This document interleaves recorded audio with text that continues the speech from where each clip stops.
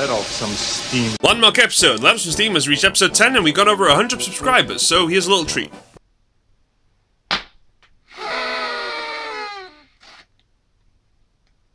That's enough of that. Right, let's get on with the review. Game 10 out of 768, an indie game released on early access in 2013 and staying in that pit indefinitely. Folktale. Should be fun, right? Ba-da-da. Ba-ba-ba-da-da-da-da. Ba-ba-da-ba-da-ba-ba. My first 30 minutes was the tutorial, so skip that, I'll do the first 30 minutes of the campaign instead. The campaign starts out with a small settlement of villagers being intimidated by a particular rapscallion called Kenny, I think. That's not intimidating. It's like a mugger called Keith. Or Mark. Balthazar. Now, that's a terrifying name. That's what I want to get mugged by. Side note, if you're called Balthazar, please don't mug me. Moving on, here comes Sir Barry. Wait, he's not called Barry? Ugh, fine. Sir Gregory comes in with his group of city guards to save the settlers from Kenneth. We beat him off. Wait, no. We drive him away with brute force and he claims he will return. Before we can do that, we have to start rebuilding the town. The options don't give me an opportunity to build a brothel, though. What kind of game is this? Wasted 15 quid, that's what. After somewhat re-establishing a home for these filthy peasants, I have to go after Carl in a cave. I find an imprisoned goblin thing and told him to go fuck himself. He can rot in there, taking our jobs, starting gangs. We finally get to Kent's personal cave hole, and here we have a witch zombie lady doing the job of killing him for us, and she's called Lilith. Seriously? First Carrie and Lilith? It's so non-scary. There are way scarier names like that. Like, I don't know, Dagnuic, Pethestet, Sarah. I know a Sarah. She's terrifying. I'll start with the good, the city building mechanics. It's actually pretty good. In order to start your town, you need to gather basic resources such as wood, stone, and berries, and then you need to build a house. Everything takes a satisfying time to build and research, and apart from occasionally your cotton weavers will be lazy and won't pick cotton for about 20 minutes. Man, that sounded a little racist. Should I take that out? It's nice to see buildings that work together too. The blacksmiths help with the barracks, the cotton weavers and hunters help with the tailor, and so on and so forth. Now the combat elements. This is the not so good part. Combat has a lot of flaws. It's slow, repetitive, and most of the characters are entirely useless, like the tree lady, the frog, and the goblin who I later befriended in my second run through the campaign. I've seen old ladies fight better than this. The enemies are a bit stupid sometimes too. These goblin things right here are meant to attack me. What do they do instead? They wanted a little sightseeing trip, specifically to stare at the blacksmith, just so they wouldn't get lost. I gave them an escort.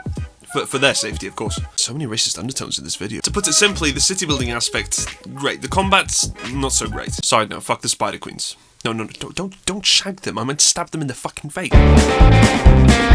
The visuals are cute, all the houses are quaint, and when you get your village to over 100 population, it looks nice and comfy. Every job gives the villagers unique clothing, so props to Game Foundry for their efforts in this department. Even the main characters have their own unique designs. The different levels also have their own little unique imagery. Maya for the swamps, medieval Europe for the green place, Tibet for the snowy place, and modern day England for the cemetery, seeing as everyone is already dead inside. In terms of the quality and technical side, it reminds me of when I used to play World of Warcraft. I know it's an indie game, but guys, you've had 4 bloody years to update this. Indie games from the same year and even before look way better and genuinely better polished. I don't know where all this money went, and just actually don't tell me, I'd rather not know.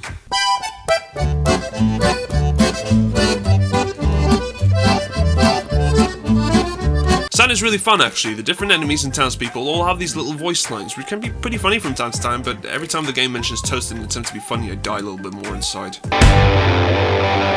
The world is a bit drab. It has the usual roster of fantasy cliches, undead people, frog people, lizard people, goblins, ogres, yada yada, you get the gist. I can see that the world they built was just a way to deliver the gameplay instead of being some deep, rich lore, and I can understand that. It's a plus for me because I always pay more attention to the mechanics and gameplay than the story or world. Some developers tend to pay too much attention to the world they're emulating instead of the gameplay, which, considering it's a video game, it would be pretty common fucking sense to put a lot of effort into the gameplay, right? I mean, I don't care who destroyed the castle and shagged the princess 1,000 years ago in the game world, I just want to know if I can manage my town's economy in a balanced manner while supporting multiple death squads to rid the world of spiders. So the story in the game's campaign actually gives you a little choice that can slightly alter your game experience, so I thought to myself, do I have time to play through both choices? Yes, I did. So the choices were, you go with the hippie tree people and save their supply of magic honey, or help a ghost expand his business by using the magic honey to power a shoe factory. So I went with both. First I helped the tree people, killed the ghost dude after like 6 tries because he had a ridiculous amount of health, and then I think my game glitched because the quest wouldn't finish. Then I did the ghost dude's quest, which did pretty much the same thing, except from the other side. I had to repel an attack, go get stuff for him, even go to the same cave to get something but not kill the monster this time, and then kill the queen tree, the big Cafona, the maple syrup. I'm done now. The biggest difference is the game didn't glitch, so I got to continue my mission. We get to go to a swampy place and then help this frog king or something to rid the land of goblins. Darn goblins, making shanties and mugging people. Man, I really need to stop with the racism. I do the missions, I get rid of the big boss and his machine guns. And the campaign stops right there after 2 acts. Like I've said a couple of times now, 4 freaking years. Not 1, not 2, no, not 3, but 4 fucking years. God damn it. Screw the campaign, it's time for my sandbox story. There were 4 runaways, cast aside by their fellow city folk for drawing lewd pictures of young Asian women. They were left with nothing and forced to start a new life. It took time. There were cold nights where there was no food, the constant risks of spider attacks, and the knowledge of the clickety-clackety skelly army in the south.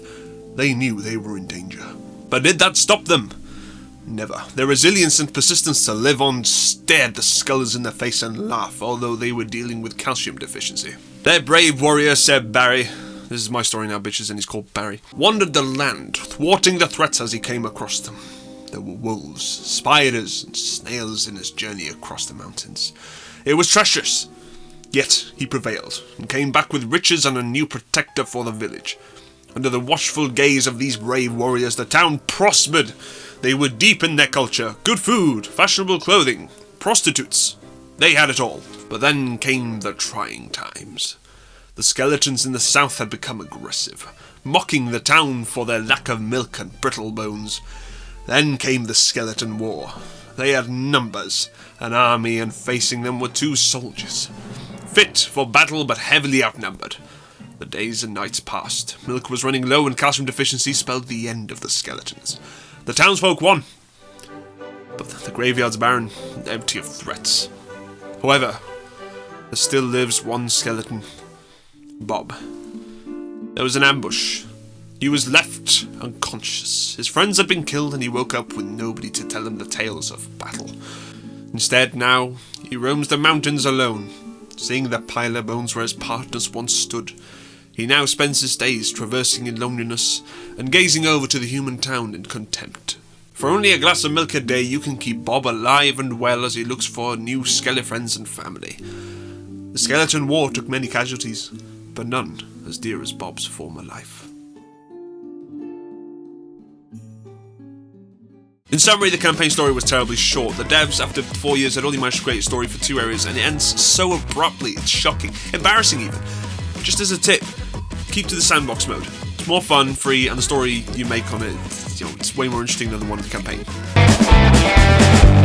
Yeah. This game has a bit of a duality thing going on. The city building aspect works pretty well. They have variety and everything, even a rationing attack system, which can really help if you're in a tough spot. However, it's a little bit too easy to get out of trouble if you're running low on particular resources. What do you do? Ration down, increase production, or just wait a little bit and then, everything's okay. But for 4 years on early access, it's kind of ridiculous how broken and buggy this game tends to be. Sometimes the enemies would not attack and just gather around like a bunch of Asian tourists that got lost. Half the time, I couldn't even tell if my game was glitched or if it was part of the mechanics. I even tried the experimental to build to see if it got any better, but the game crashed on the loading screen 3 times.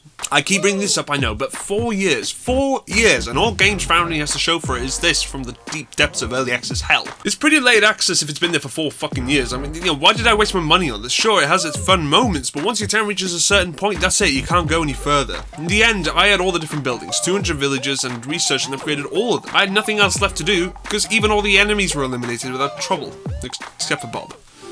Remember, a glass of milk can help Bob live for another day to find his new home. Call 0800 Strong Bones for more information.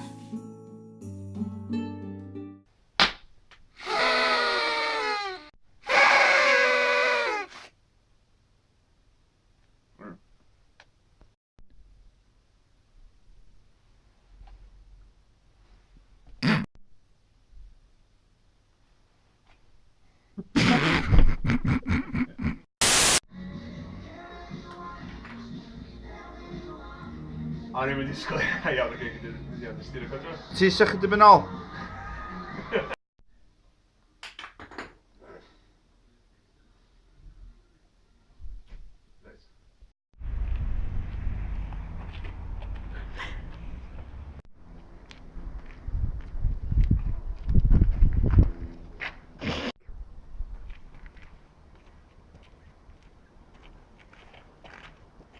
No, llall ti eisiau fe?